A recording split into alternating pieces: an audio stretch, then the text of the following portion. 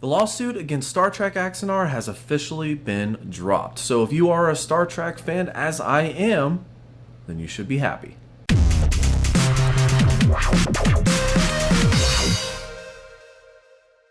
That's right, folks. If you are a Star Trek fan, now is the time to be happy because the lawsuit against the fan-made film Star Trek Axanar has officially been dropped.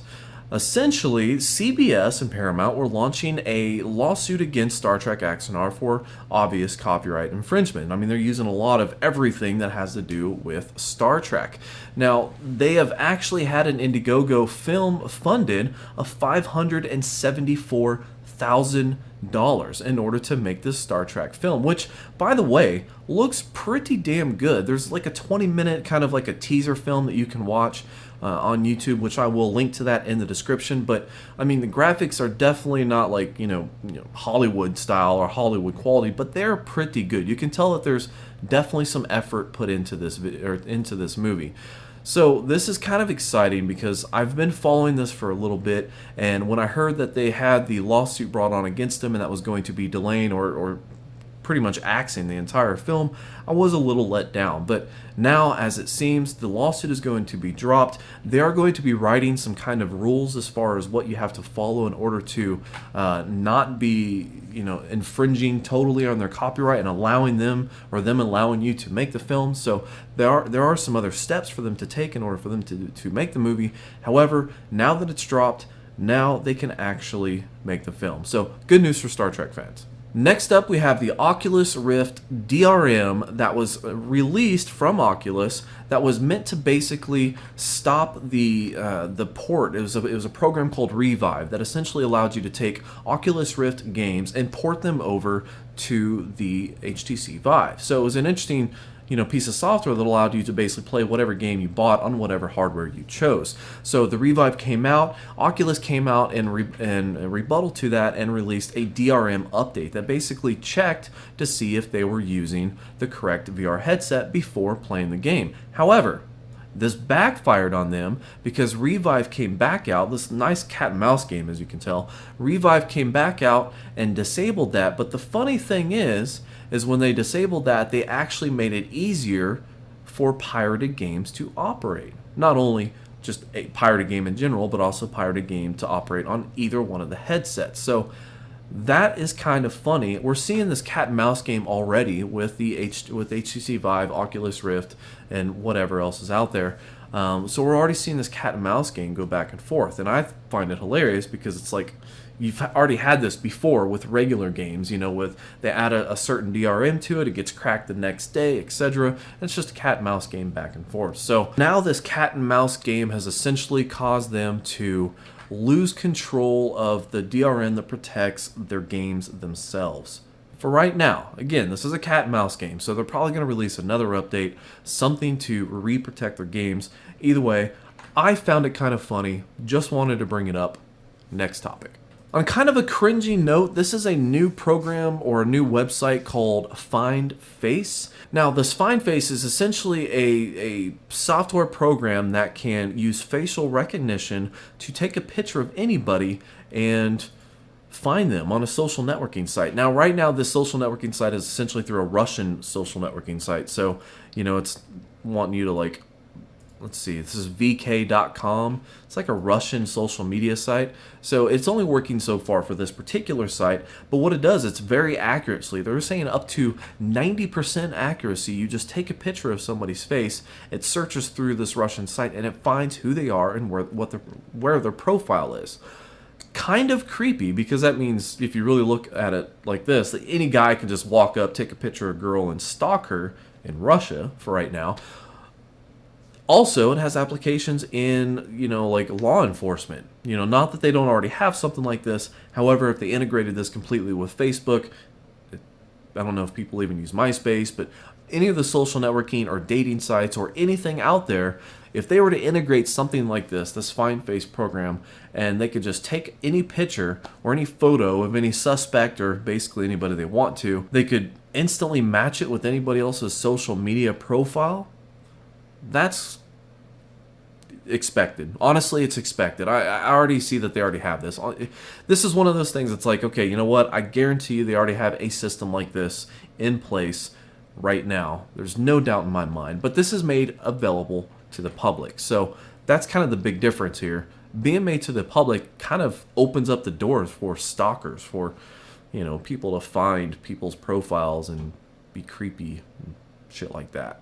And if you haven't already seen this, the Project Era from Google. This is a modular cell phone. This is awesome. I definitely want to talk about this. Actually, I just want to link it in the description so you can go and check out the video.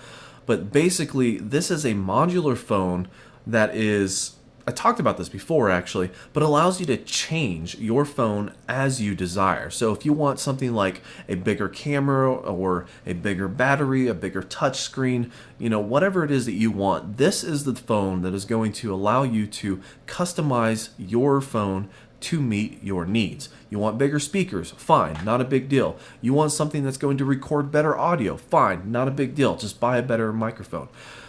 This is cool.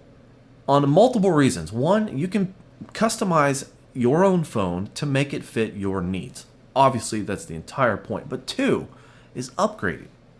Okay, I don't know exactly how modular this is, like the core processing unit, for example. I don't know if that's something that you can change out.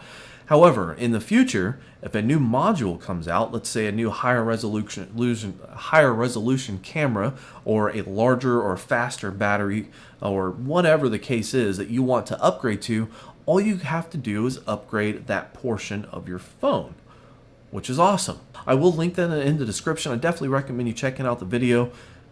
Yeah. Moving on to a little bit more science, scientists have actually invented, from a sonic screwdriver is what they're using, because if you watch Doctor Who, but scientists have actually invented a way to manipulate objects with sound waves.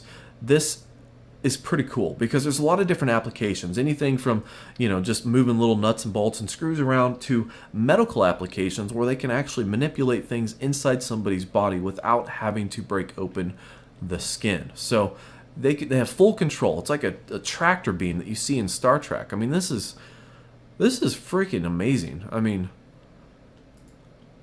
look at that. They're manipulating 3 different objects.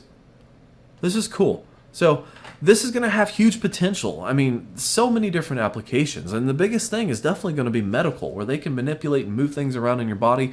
Hell, who knows? They might even be able to, you know, do surgery with this. This is the first of its kind prototype. I mean, as you can see, I mean, this thing looks like it's literally just built in a lab. So this is nowhere near any kind of a commercial availability. However, it is an amazing scientific breakthrough in my eyes, just because I think it's fascinating as hell. Hopefully it lives up to its hype that I'm giving it, but I think it's fascinating as hell. Anyway, this next segment is more along the lines of what the hell, okay? Patent trolls are trying to sue Apple because their phones can make and receive phone calls, send and receive emails. Actually, I think that's it. Yeah, it's just those 2 things. So they're claiming to have patents that if you use Siri, the assistant, to make or receive phone calls, they claim that they have patents that they can use to shut them down or basically extort money out. What the hell? I hate patent trolls. This is the kind of bullshit that makes people hate patent trolls. And of course it's in Texas.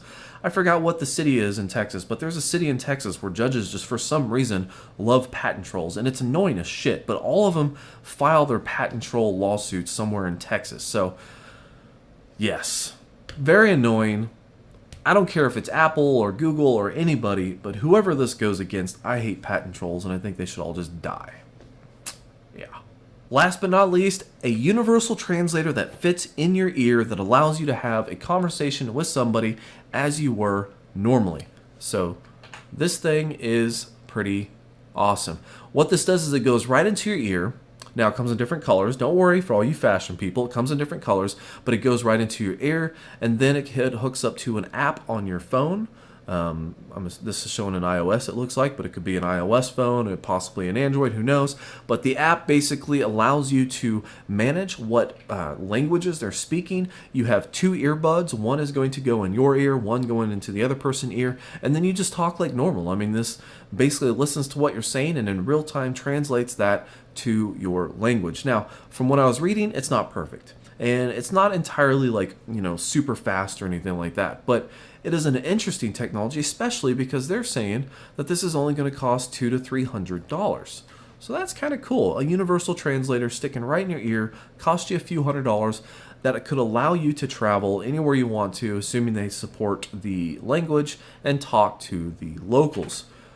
That is awesome. A little weird that you have to have your own thing for them. So you're like running around like, hey, put in my earpiece so I could talk to you. But hey, whatever. If you want a two-way conversation, I guess it makes sense, right? So pretty interesting. They actually say they don't know the technology behind it. Now, Skype is actually, they talked about it here, but Skype has actually made a Skype voice calling feature that you can talk to somebody through Skype in a different language, and it will translate that for you.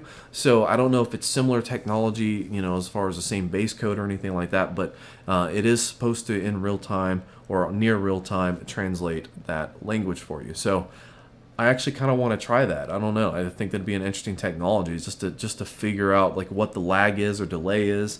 Is it confusing? Are you hearing it like so much of a delay that it kind of confuses you? I don't know. It's something that I would like to try. That's pretty much all I have to say about it. Just pretty interesting. That's it for today, guys. Thank you for watching. I recorded today's news on XSplit, so it was a little bit delayed with the screen and my camera. I still cannot figure that out. The screen capture delay is not there, whereas the capture with my camera is. So I haven't figured out how to get that to match up. But either way, trying out new ways to do this. Hopefully you liked it. Thank you for watching this video. Like and subscribe below. Follow me on Twitter at _BiteMyBits, and have a good day.